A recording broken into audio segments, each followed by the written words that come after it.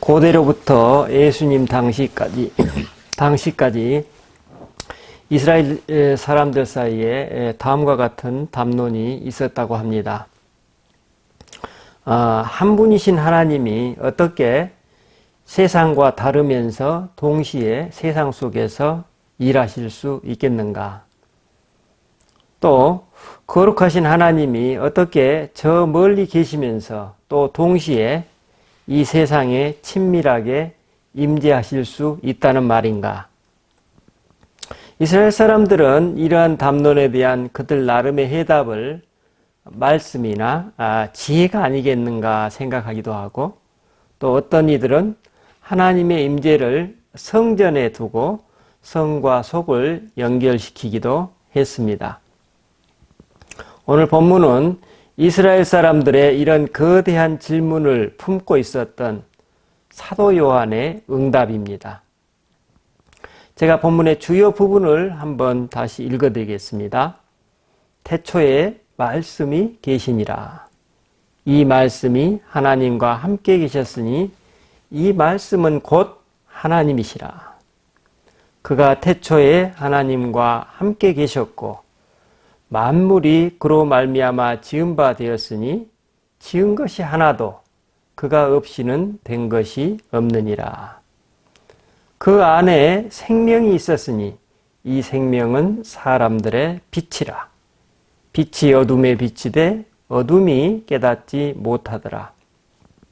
참 빛, 곧 세상에 와서 각 사람에게 비추는 빛이 있었나니 그가 세상에 계셨으며 세상은 그로 말미암아 지은 바 되었으되 세상이 그를 알지 못하였고 자기 땅에 오매 자기 백성이 영접하지 아니하였으나 영접하는 자 곧 그 이름을 믿는 자들에게는 하나님의 자녀가 되는 권세를 주셨으니 이는 혈통으로나 육종으로 나지 아니하고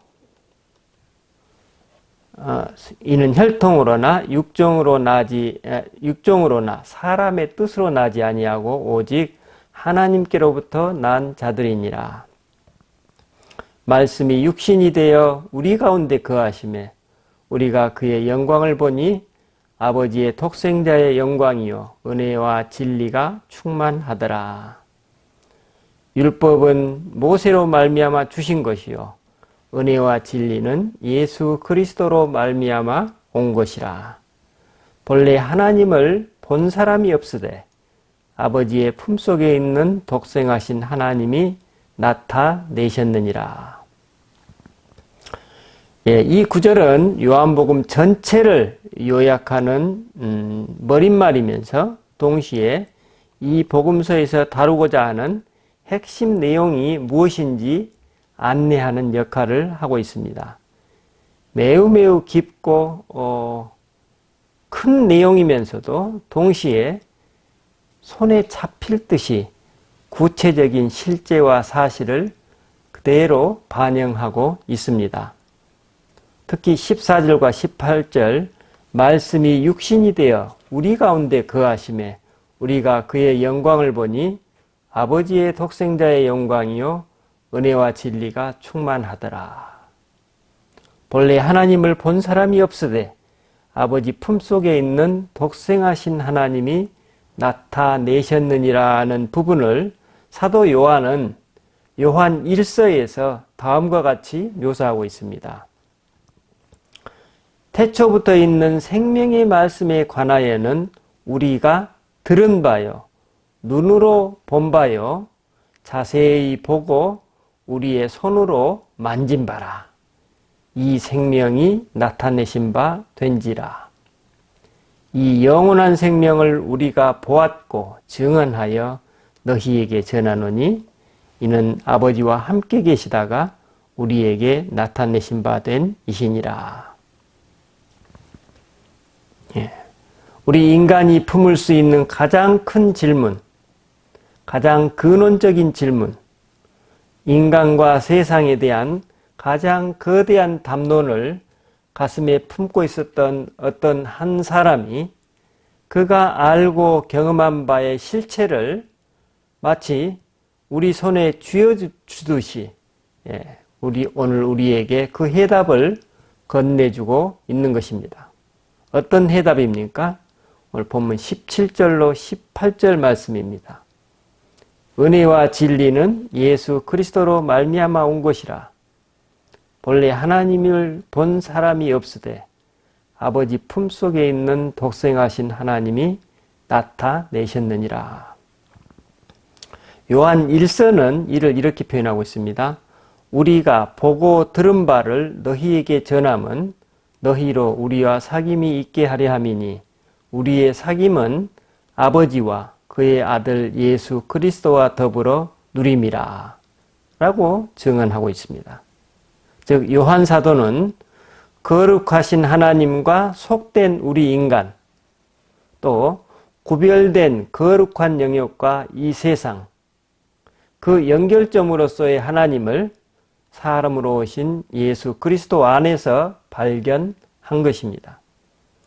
그는 그리스도 예수 안에서 하나님의 거룩성과 인간, 거룩한 하나님의 영역과 인간의 영역이 어떻게 연결되고 있는지, 그리고 어떻게 통합될 수 있는지에 대한 그 감추어진 비밀을 지금 우리에게 드러내주고 있습니다.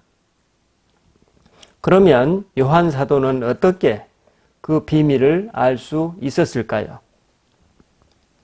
그는 그 근거를 어디에서 찾을 수 있었을까요? 그렇습니다. 그는 예수님 안에서 생명을 발견했다고 증언하고 있습니다.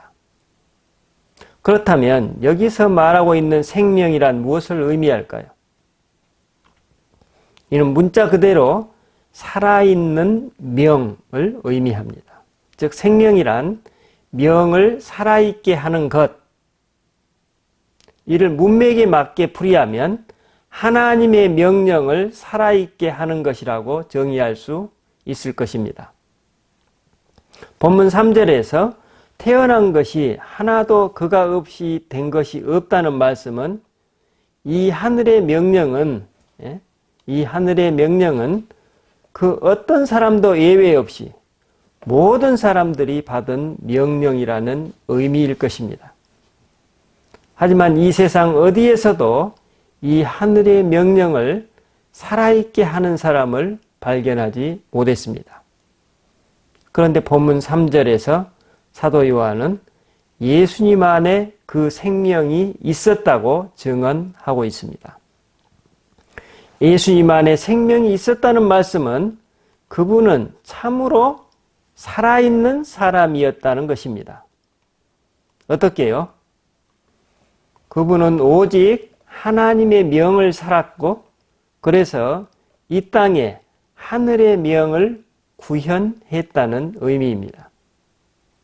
이런 맥락에서 예수님 당신이 나는 아버지 안에 있고 아버지는 내 안에 계신 것을 내가 믿지 아니하느냐. 내가 너희에게 이르는 말이 스스로 하는 것이 아니라 아버지께서 내 안에 계셔 그의 일을 하는 것이니라 라고 말씀하셨습니다. 그러므로 예수님께서는 하늘의 뜻을 실천하는 것이 곧 당신을 살아있게 하는 양식이었던 것입니다. 예수님은 밥이 아니라 하늘의 일을 먹고 사셨습니다. 복음서가 증언하는 그분의 삶은 하늘의 일을 지속하지 않으면 굶어 죽는 삶이었습니다.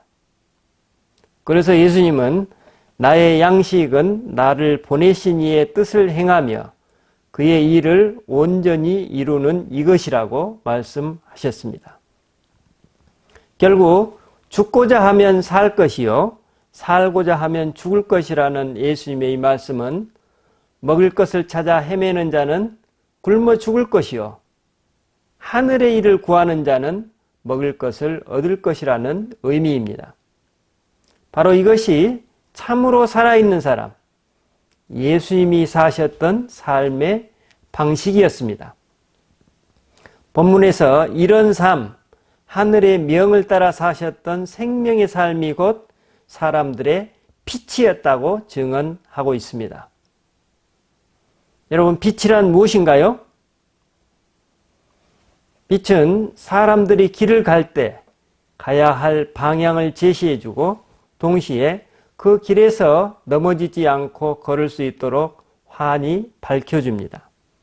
그러므로 이 생명은 사람들의 빛이라는 말씀의 뜻은 예수님이야말로 혹은 예수님의 삶이야말로 사람들이 추구해 가야 할 지향점이고 그곳으로 나아가게 하는 영향력, 즉 힘이라고 볼 수 있을 것입니다.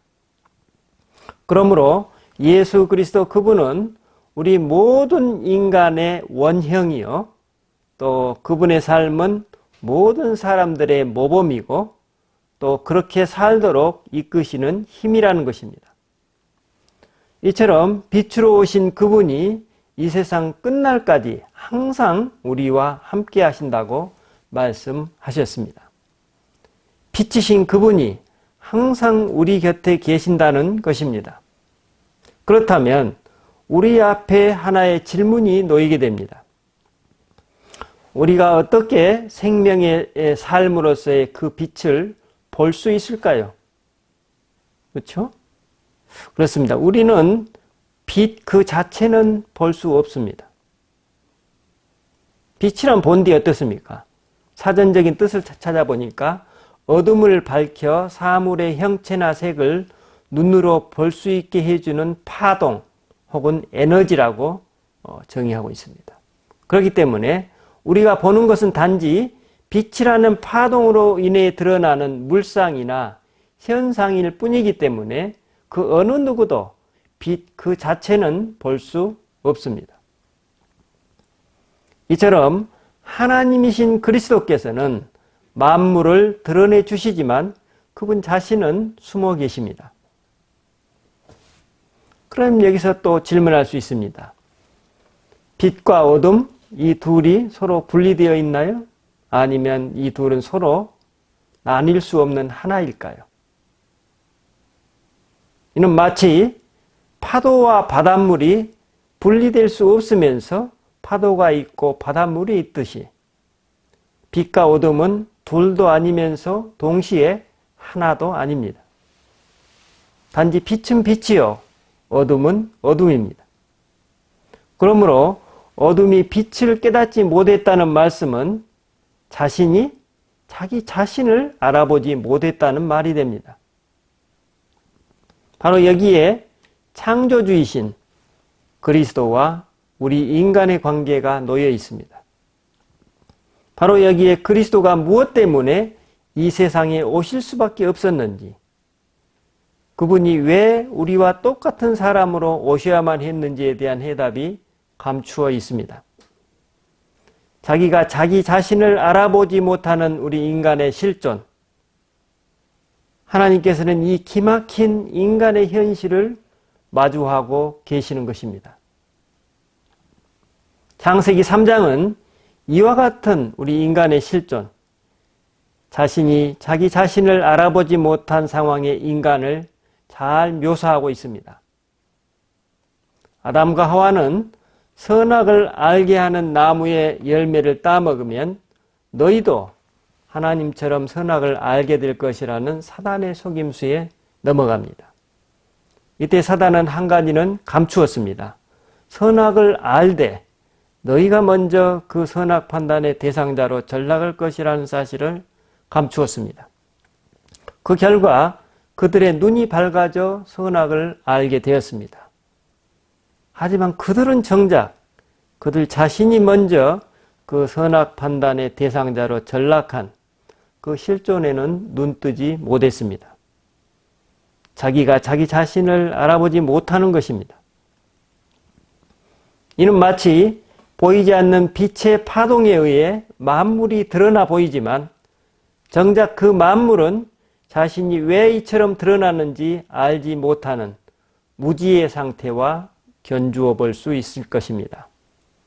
그러므로 만물을 창조하신 그리스도께서는 이와 같은 무지의 상태인 우리에게 눈에 보이고 귀에 들리는 말씀, 즉 우리 자신과 창조주 하나님을 드러내는 빛으로서 직접 오감을 가진 인간으로 오셔야만 하셨을 것입니다. 어둠 속에 있는 우리에게는 다른 방법이 없었기 때문입니다. 그러므로 본래 진리의 말씀이셨던 그분은 이제 그 말씀을 담고 있는 한 인간으로서 이 세상에 오셨습니다.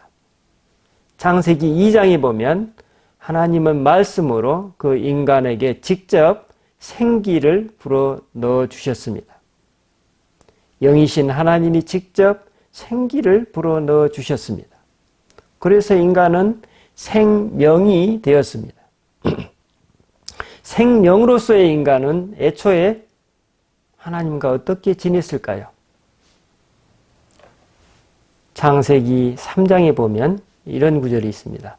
그들이 그날 바람이 불 때 동산에 거니시는 하나님의 소리를 들었다. 이 구절은 그 일단을 엿볼 수 있는 대목입니다. 생명으로서의 아담과 하와는 오후에 하나님과 함께 산들바람을 쐬며 산보를 즐겼던 것입니다. 생명으로서의 그들은 하나님과 함께 정원을 가꾸며 그 정원에 사는 복을 누렸던 것입니다. 이처럼 하나님과 인간은 각각이면서 또한 분리될 수 없는 친밀한 하나였던 것입니다. 그러므로 본래의 인간, 생명인 인간은 하나님의 친밀한 동반자이자 친구 같은 존재였습니다. 인간은 진정 하나님의 자녀였던 것입니다. 그러나 어느 날 아담과 하와는 그만 선악과를 먹고 하나님의 자녀로서의 자유와 특권, 생명으로서의 생기를 잃어버리고 맙니다. 그들은 하나님은 물론 자기 자신도 알아보지 못하는 사람으로 전락해 버립니다. 이제 인간은 하나님과 함께 오후에 산들바람을 즐길 수 있는 자유를 상실한 채 단지 하나님이 거니시는 소리만 듣고도 그분을 피해 나무 뒤로 숨어야만 하는 신세가 되어버렸습니다. 그들은 하나님의 말씀을 듣고 소통하고 그 소통을 즐기기는커녕 오히려 하나님의 현존에 기미만 느껴도 그 자신도 모르게 그 자리를 피하게 됩니다. 그런데 더더욱 안타까운 것은 그들 자신이 자기들의 이러한 모습에 눈멀어 있다는 점입니다. 이를 본문 2절로 5절은 이렇게 묘사하고 있습니다. 태초에 하나님과 함께 계셨고 만물이 그로 말미암아 지은 바 되었으니 지은 것이 하나도 그가 없이는 된 것이 없느니라. 그 안에 생명이 있었으니 이 생명은 사람들의 빛이라. 여기서 나오죠. 빛이 어둠에 비치되 어둠이 깨닫지 못하더라. 이처럼 인간은 자신을 낳아주신 하나님께 눈멀었고 내 자신이 누구인지 모르는 무지의 상태가 되어버렸습니다. 이 같은 상태의 우리들을 위해 하나님은 당신 자신이 사람이 되셨고 또 우리의 형제여 친구로서 우리와 함께 사셨습니다. 왜냐하면 우리는 진정 참 말을 하는 그 당사자를 분별하여 알아보지 못했기 때문에 우리가 어떻게 하면 진리요 생명의 말씀을 알아들을 수 있는지 그 진리로서의 참 말을 알아듣게 되었을 때 우리가 어떤 경험을 하게 되는지 직접 보여주고 가르쳐주고 싶으셨기 때문입니다. 여러분, 오늘 새해 아침 빛으로 오신 그분이 우리에게 말씀하십니다. 나를 따르라. 이 말은 뭡니까? 나와 함께 가자. 이 말씀입니다. 예수님께서 베드로에게 말씀하셨죠. 어부여, 내가 들고 있는 그 그물을 버려라. 내가 보이지 않는 다른 그물을 너에게 주리라. 너는 그것으로 영원한 생명, 살아있는 생기로 파닥거리는 살아있는 물고기를 잡을 것이다. 생명인 그 물고기를 잡은 너의 그 손은 너의 온 존재와 삶을 온통 생기로 가득히 채워줄 것이다. 내가 그 살아있는 기쁨을 너에게 선물로 줄 것이다. 하지만 여러분, 지금까지 내 생존의 도구였던 그 그물을 손에서 내려놓기가 쉽습니까? 이는 마치 탯줄을 끊어야만 아기가 살아나 새로운 차원의 생명을 얻을 수 있듯이 지금까지의 나의 생명줄을 잘라버리지 않는 한 어둠 속의 악몽은 끝나지 않을 것이라는 말씀입니다. 그 생명줄을 끊어내지 않는 한 온 세상이 광명으로 가득할지라도 우리가 보는 세상은 계속 어둠 속일 것이라는 의미입니다. 물고기를 잡는 어부였던 베드로에게 그물을 버리라는 그리스도의 요청은 내가 절체절명의 낭떠러지에 가서 서서 내 존재와 삶, 그 모든 것을 나에게 맡기라는 메시지입니다.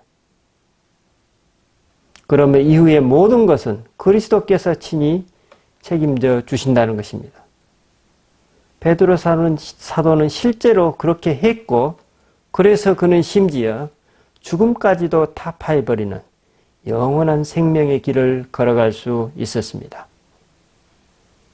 그가 보이는 그물을 버리자 보이지 않는 그물 대신 성령께서 그로 하여금 영원한 생명, 생생하게 살아있는 생명의 삶을 그의 손에 쥐어 주셨던 것입니다. 여러분, 이것이 바로 이 세상에서 한 생명으로서 살아가면서 우리가 받을 수 있는 최고의 선물이 아니겠습니까? 이것이 바로 내 존재와 삶에서 맛보고 경험할 수 있는 가장 소중한 의미이고 가치가 아니겠습니까? 올 한 해 저와 여러분의 삶 속에서 생생히 살아있는 생명의 복, 생명의 삶을 마음껏 누리시기를 빕니다. 기도하십시다. 천지의 창조주이신 하나님, 우리는 이미 당신과 함께 우리 안에 있는 생명의 씨앗을 품고 있음을 깨닫습니다. 우리는 단지 그 사실을 잘 몰랐을 뿐입니다. 이제 우리가 당신과 하나됨을 온전히 깨닫고 받아들였사오니 참된 인간으로서 살아가게 하옵소서. 당신의 자녀로서의 자유와 기쁨을 온전히 누리게 하옵소서. 또 매일매일 당신 안에 머무르는 삶에 더 맛들이게 하시고 그 생명의 삶을 누리게 하옵소서. 우리 주 예수 그리스도 이름으로 기도드립니다. 아멘.